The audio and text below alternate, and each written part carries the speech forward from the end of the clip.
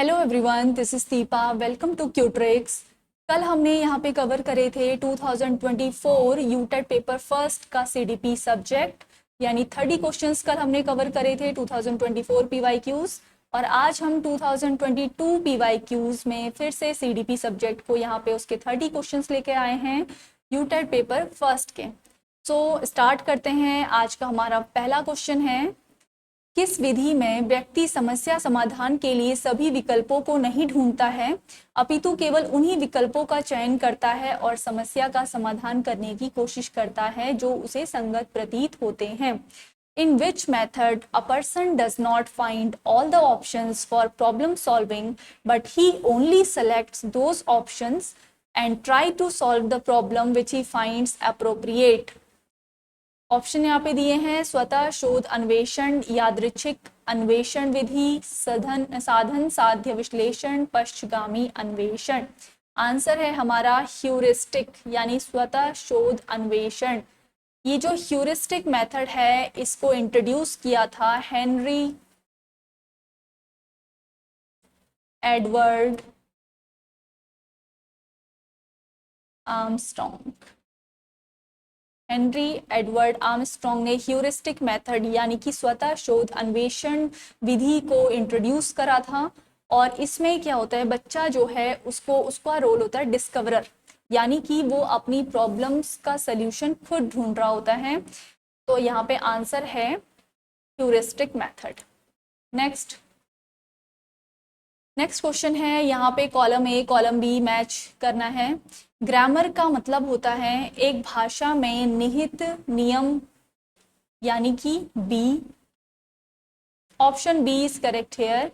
Grammar का मतलब है एक भाषा में निहित नियम। Grammar means rules within a given language. किसी भी भाषा में जो भी नियम होते हैं उसी को हम क्या बोलते हैं, ग्रामर बोलते हैं। नेक्स्ट है सिमेटिक विकास, सिमेटिक डेवलपमेंट। इसका मतलब है मीनिंग, बोलने व लिखने की भाषा के अर्थ को समझना। जो भी हम बोल रहे हैं, जो भी हम लिख रहे हैं, उस भाषा की मीनिंग को समझना ही सिमेटिक डेवलपमेंट होता है। Understanding of the meaning of spoken and written language. Next is babbling. Babbling का यहाँ पे है सी, भाषा विकास की प्रारंभिक अवस्था, an early stage of speech development. जब बच्चा बोलना स्टार्ट करता है तो उसकी जो इनिशियल स्टेज होती है, जब वो सही से कुछ भी चीजें बोल नहीं पाता, सिर्फ बैबलिंग कर रहा है, बैबल कर रहा है, तो उसी को हम बोलते हैं babbling. Last is phonological Vikas, phonological development. तो इसका है ऑप्शन यहाँ पे ए, पहचानने योग्य भाषा बोलने की क्षमता। तो अगर इसको ऐसे मैच करे तो यहाँ पे option B is correct.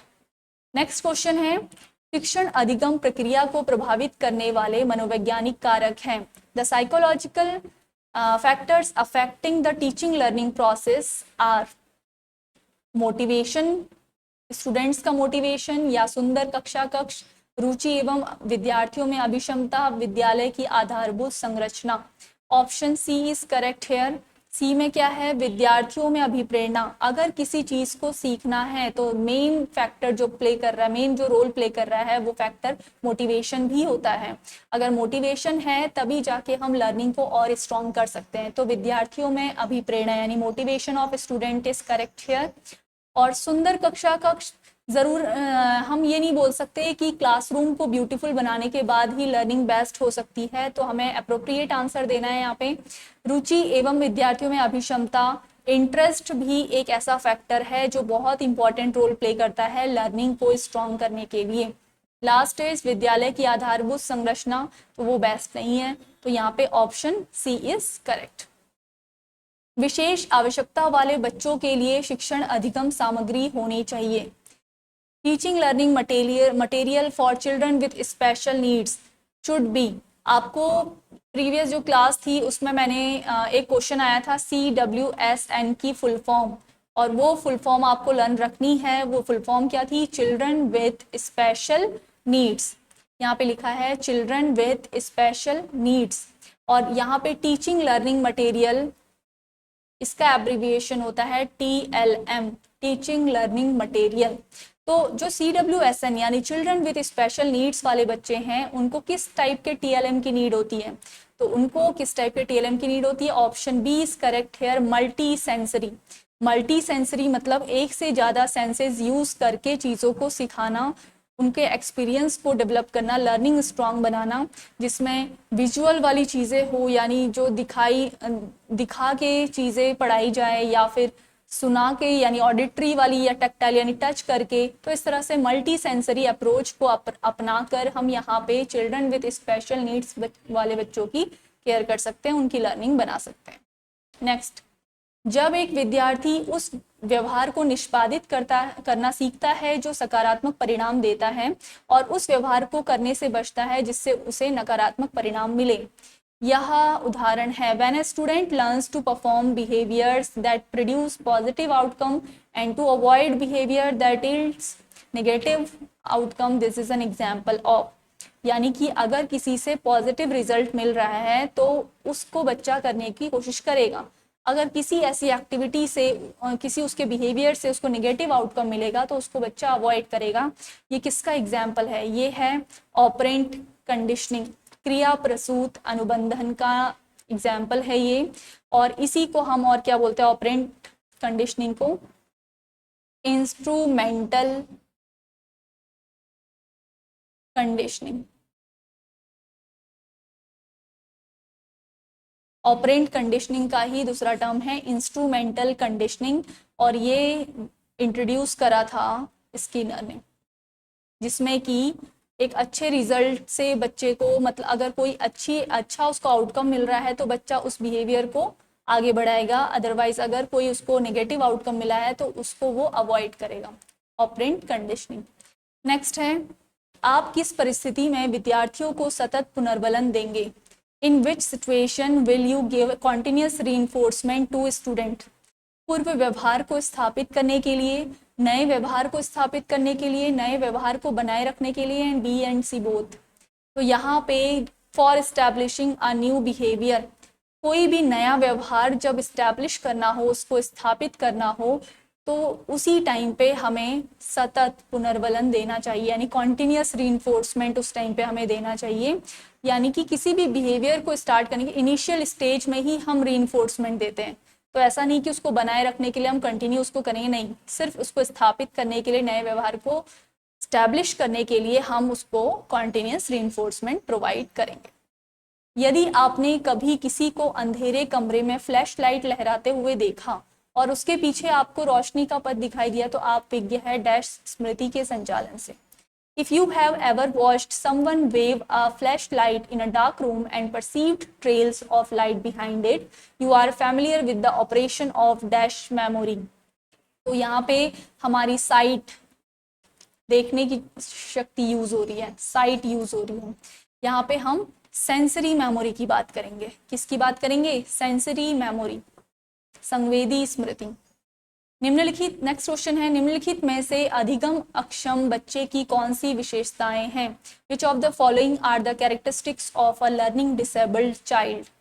Learning disabled child यानी जो सही से लर्निंग को नहीं ग्रैस्प कर रहा है, तो इसका आपका आंसर है ऑप्शन सी, लिखते समय अक्षरों को छोड़ना। हाँ, डिसेबिलिटी शो कर रहा है। गणितीय चिन्हों को समझने में कठिनाई, बिल्कुल डिसेबिलिटी को शो कर रहा है। अच्छी ध्यान अवधि, ये यहाँ पे गलत होगा।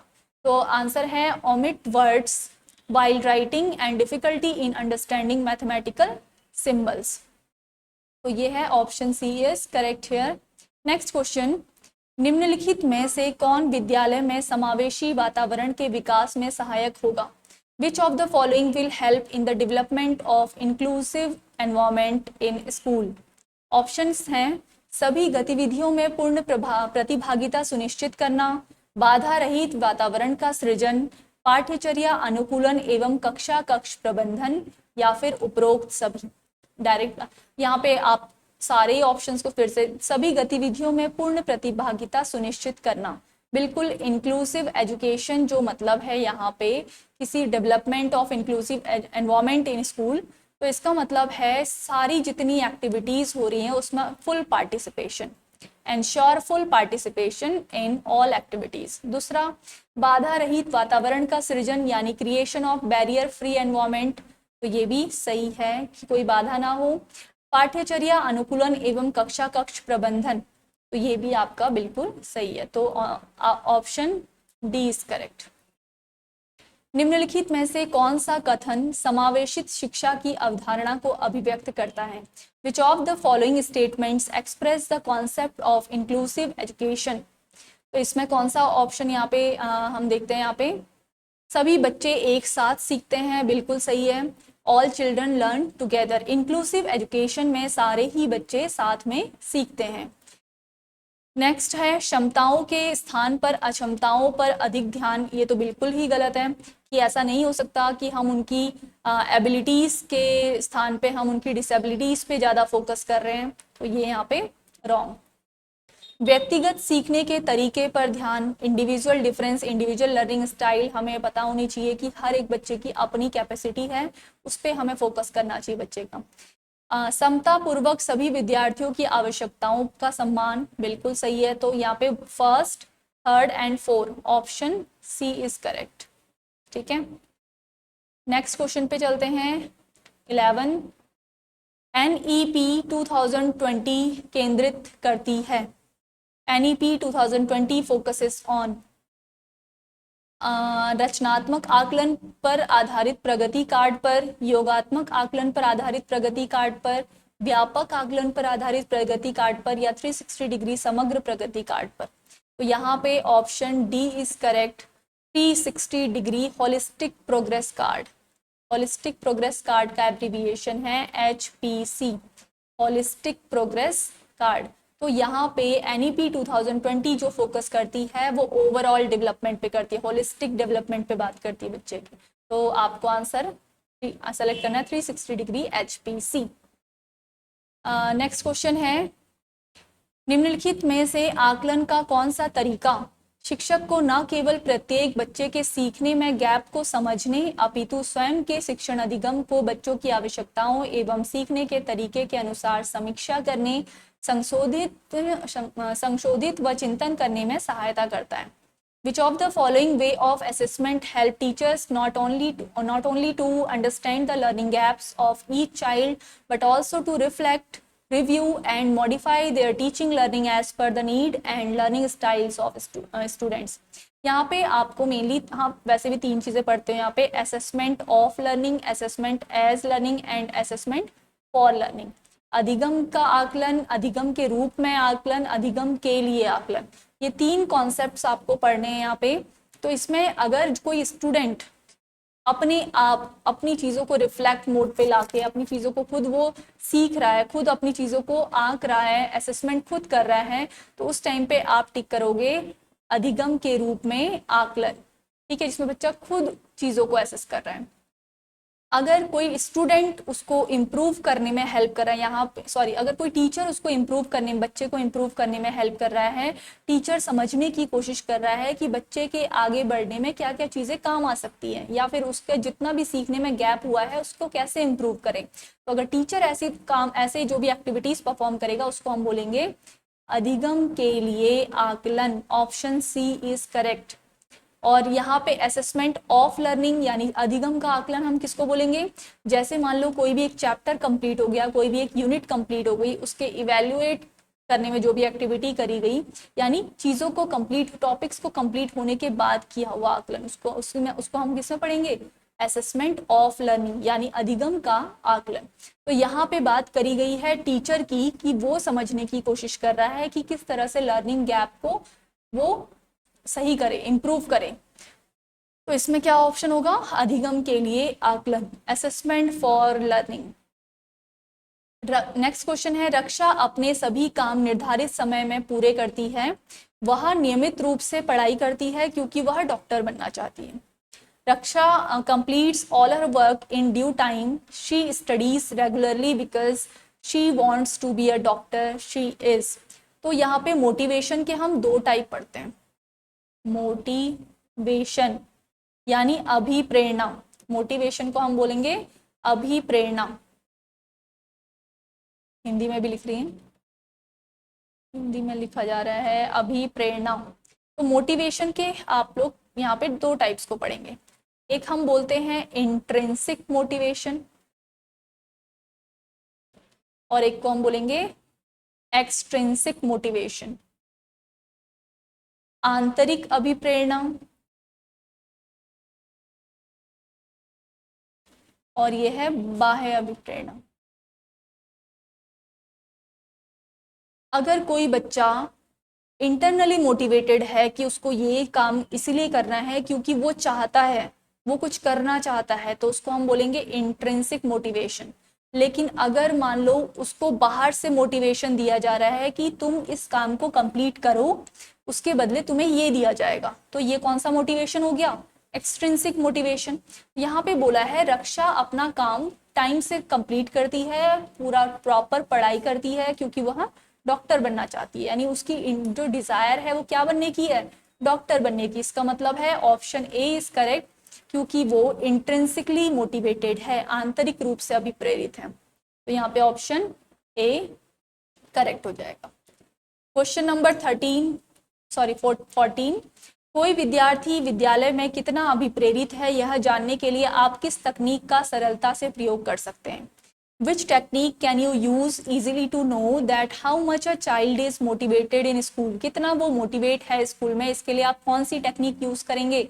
Observation method. आप कौन सी टेक्निक यूज करें? उसको ऑब्जर्व करेंगे कि वो क्लास में क्या एक्टिविटी कर रहा है, क्या उसकी ऐसी एक्टिविटीज है जिससे हमें ये जानने को मिले कि क्या वो मोटिवेटेड है, कितना मोटिवेट है। तो ये सारी टेक्निक्स जो भी यहाँ पे दी है बाकी वो गलत हैं। टेक्निक यूज होगी ऑब्जर्वेशन टेक्निक।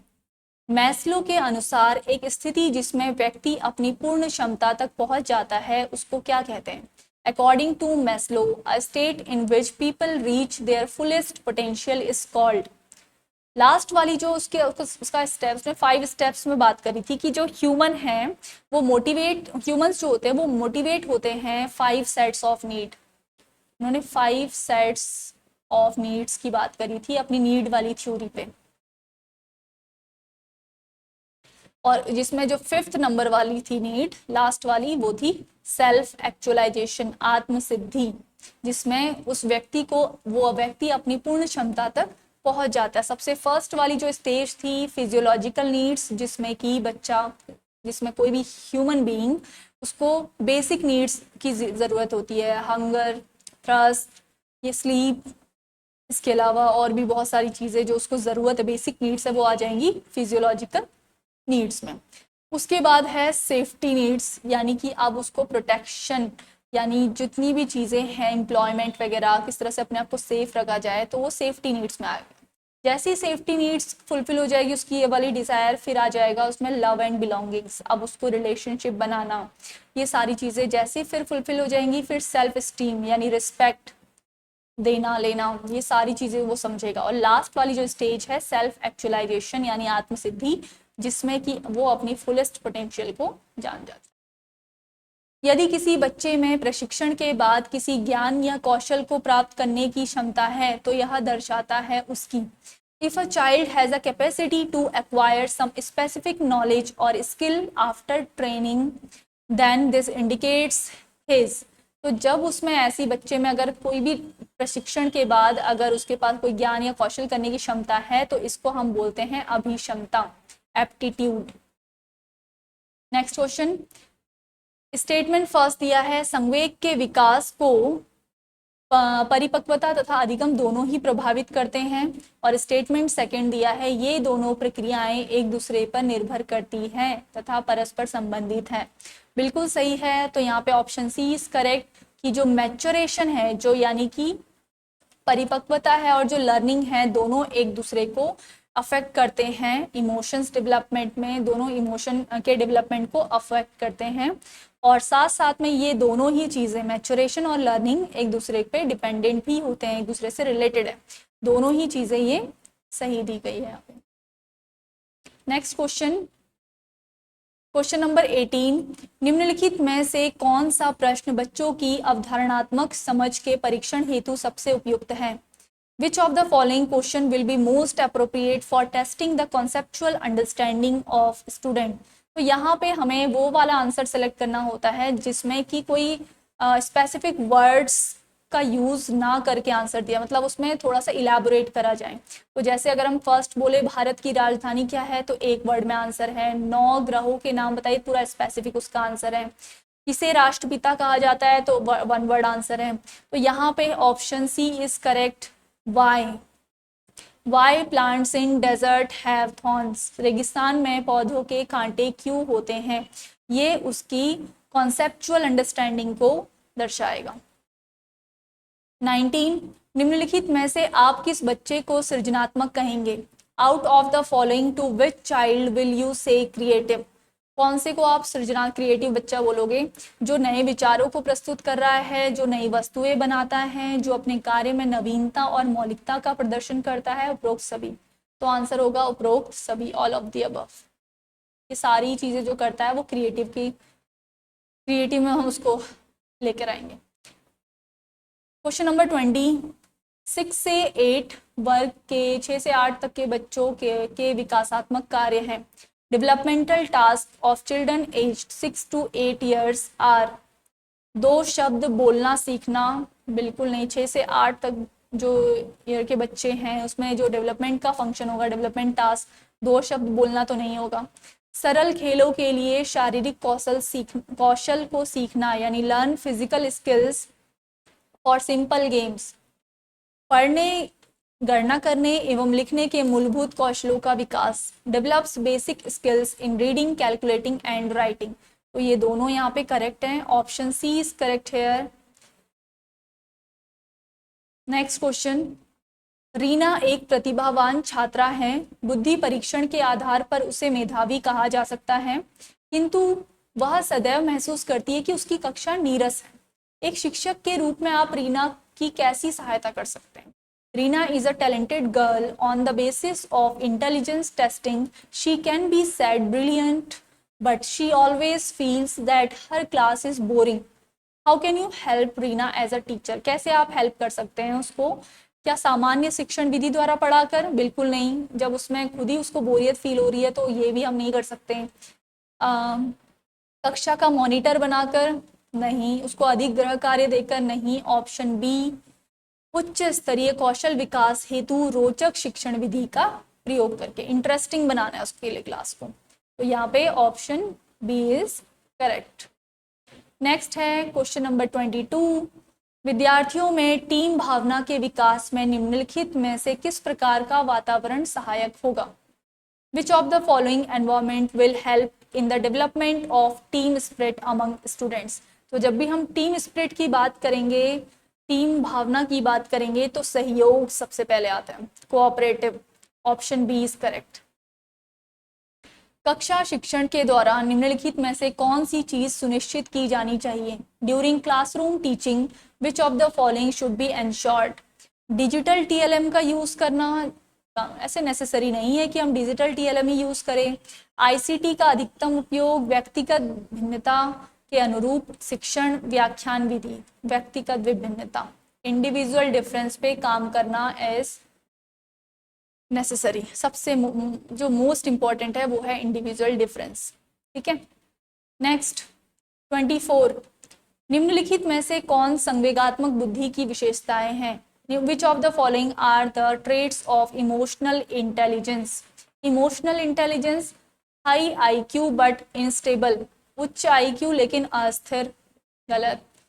दूसरों को अभिप्रेरित करने में सक्षम, बिल्कुल सही है। Being able to motivate others, emotional intelligence का एक ट्रेट ये हो सकता है कि दूसरों को मोटिवेट करने में हम सक्षम रहें। इसके अलावा स्वयं के संवेगों का प्रबंधन, managing one's own emotions, right. Option D second and third. ठीक है। नेक्स्ट, पियाजे के अनुसार बच्चे विश्व के विषय में बढ़ते ज्ञान का निर्माण निम्नलिखित 2 प्रक्रियाओं द्वारा करते हैं। अकॉर्डिंग टू पियाजे, children build increasing knowledge of the world through following 2 processes. तो यहाँ पे जो 2 प्रोसेस हैं उनको हम बोलते हैं एसिमिलेशन एंड एकोमोडेशन, आत्मसात्यकरण एवं अनुकूलन।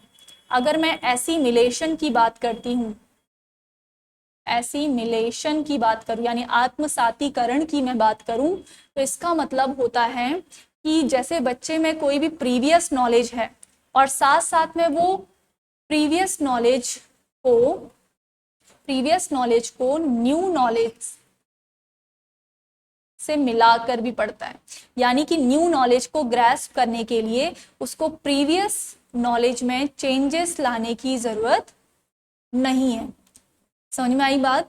एसिमिलेशन यानी आत्मसातीकरण में पियाजे ने कहा है, उसका मतलब क्या होता है कि बच्चे एसिमिलेट करते हैं, उस किसको बोलेंगे कि बच्चे को जब न्यू नॉलेज को गेन करना होता है, न्यू नॉलेज को ग्रैस्प करना होता है, तो उसके लिए जब उनको प्रीवियस नॉलेज में कोई भी चेंजेस लाने की जरूरत नहीं पड़ती है, सिर्फ न्यू नॉलेज को ऐड करना है, तो इसको हम बोलते हैं एसिमिलेशन।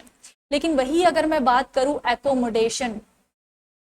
एकोमोडेशन यानी अनुकूलन, इसका मतलब है कि प्रीवियस जो नॉलेज होगा और अगर उसको न्यू नॉलेज को अगर वो ग्रैस्प कर रहा है, तो यहाँ पे प्रीवियस नॉलेज में चेंजेस आएंगे, प्रीवियस नॉलेज में चेंजेस आएंगे तब जाके वो न्यू नॉलेज को वहां पे एडजस्ट कर पाएगा।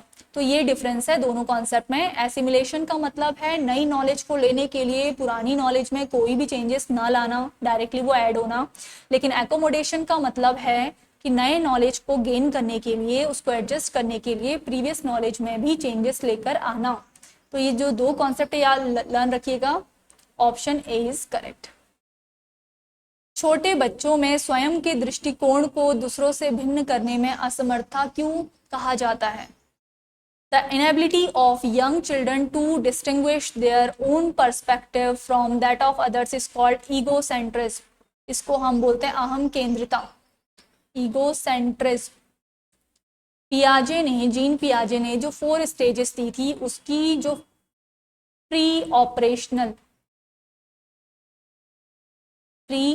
ऑपरेशनल स्टेज है, यानी पूर्व संक्रियात्मक अवस्था, पियाजे ने 4 स्टेज दी, 4 स्टेजेस की बात करी, जिसमें कि जो सेकंड स्टेज है वो है pre operational stage. Second stage किसने दी है? पियाजे ने। तो ये होती है 2 to 7 ईयर्स के तक के बच्चों में। तो यहाँ पे एक कॉन्सेप्ट हम पढ़ते हैं इसमें, ईगोसेंट्रिज्म। इसमें बच्चा ये डिफरेंशिएट नहीं कर पाता कि उसके जो थॉट्स हैं दूसरे के थॉट्स उसके थॉट से मिसमैच हो सकते हैं, उससे लगता है कि मेरे ही थॉट्स सब कुछ हैं, ठीक है। तो इस तरह से इसको हम बोलेंगे अहम भाव, ईगोसेंट्रिज्म। नेक्स्ट क्वेश्चन है 27। कोलबर्ग के सिद्धांत के पारंपरिक स्तर पर नैतिकता को जांचा जाता है, जो उन्होंने at the conventional level of Kohlberg theory morality is judged in terms of. जो मोरालिटी यानी नैतिकता को जो इनकी थ्योरी के अकॉर्डिंग जांचा गया कॉन्वेंशनल लेवल पे, इनके अलग अलग लेवल दिए गए थे इनके थ्रू, तो कॉन्वेंशनल लेवल पे यानी कि पारस्परिक स्तर पर जो नैतिकता को जांचा जाता है वो है समाज के नियम कानून के आधार पर, laws and rules of society. Option A यहाँ पे करेक्ट है। क्वेश्चन 28। बहुत प्रकार की बुद्धियां होती हैं, जैसे शाब्दिक, गणितीय, शारीरिक, गत्यात्मक आदि। इस अवधारणा को किसके द्वारा दिया गया? There are several kinds of intelligence such as verbal, mathematical, bodily, kinesthetic, etc. This concept was given by Gardner. ये कॉन्सेप्ट दिया था कि बहुत सारी बुद्धियां होती हैं, ये कॉन्सेप्ट बोला गया था गार्डनर के थ्रू। स्टेटमेंट है यहाँ पे, कथन जो दिया है, ऐसे शील गुण जो अत्यधिक आनुवंशिक होते हैं उन्हें पर्यावरणीय कारकों से दृढ़तापूर्वक प्रभावित किया जा सकता है। बिल्कुल किया जा सकता है कि अगर कोई भी हेरिडिटिकली किसी को चीजें मिली है तो उसको स्ट्रांगली इन्फ्लुएंस करा जा सकता है, चेंज भी किया जा सकता है एनवायरमेंटल फैक्टर्स की वजह से। व्याख्या, लंबाई अत्यधिक आनुवंशिक होती है। अगर मैं किसी बच्चे की हाइट की बात करूं तो उसको हेरिडिटरी हम उसको मानते हैं, आनुवंशिक मानते हैं कि पेरेंट से मिला है, जनरेशन टू जनरेशन ट्रांसफर हो रहा है। किंतु पोषण एवं अन्य कारकों के परिणाम स्वरूप बहुत से देशों में औसत लंबाई बढ़ी भी है, बिल्कुल बढ़ी है। जैसे अभी हमने बात करी, अगर किसी बच्चे को कोई भी चीज जेनेटिकली मिल रही है तो इसका ये मतलब नहीं है कि एनवायरमेंटल फैक्टर के थ्रू उसको चेंज नहीं किया जा सकता, बहुत सारी चीज़ें चेंज होती हैं। तो जैसे यहाँ पे आपका यहाँ पे एक्सप्लेनेशन दिया है कि अगर किसी बच्चे की हाइट उसको जेनेटिकली प्रोवाइड करी गई है तो एनवायरमेंटल फैक्टर्स के थ्रू उसकी हाइट बढ़ भी सकती है आगे जाके, ठीक है। तो यहाँ पे है option A is correct, statement is correct and it's explanation is also correct. Height is very heritable, yet average height has increased in many countries as a result of improved nutrition and average height बढ़ भी सकती है। Next last question है आज का। कथन है जितना अधिक सूचना के प्रसंस्करण के विस्तार हेतु प्रयास किए जाएंगे उतनी ही सरलता से बाद में सूचना को याद किया जा सकेगा। The greater the effort expended in processing information, the more readily the information will be recalled later. Correct है कि जितना भी सूचना की चीज़ों को विस्तार जो भी ट्रायल किए जाएंगे उतना ही इसको रिकॉल किया जाएगा। जब हमें नेक्स्ट स्टेटमेंट है, जब हमें नई सूचना मिलती है या प्राप्त होती है उस समय पर प्रसंस्करण का स्तर जितना गहरा होता है तो सूचना के दीर्घकालिक स्मृति में प्रवेश करने की संभावना उतनी अधिक होती है। यहाँ पे आपका ऑप्शन डी दोनों ही कथन सही है। जितनी प्रोसेसिंग डीपर होगी उतना ही जितनी न्यू इन्फॉर्मेशन जो होगी वो लॉन्ग टर्म मेमोरी में जाएगी। क्या है यहाँ पे, deeper the levels of processing that takes place when we encounter new information, the more likely the information is to enter long term memory. long term memory में उतना ही ज्यादा जाएगा जितना ही प्रोसेसिंग का लेवल डीप होगा। दोनों यहाँ पे करेक्ट है, both the statements first and second are correct. तो यहाँ पे हमने कंप्लीट करे हैं 30 क्वेश्चंस और ये सारे ही क्वेश्चंस थे 2022 के PYQs यूटेट पेपर फर्स्ट के। तो यहाँ नेक्स्ट क्लास में हम 2023 के यूटेट फर्स्ट CDP के क्वेश्चंस को कवर करेंगे। आई होप कि आप सभी को आज का सेशन पसंद आया हो। Thank you.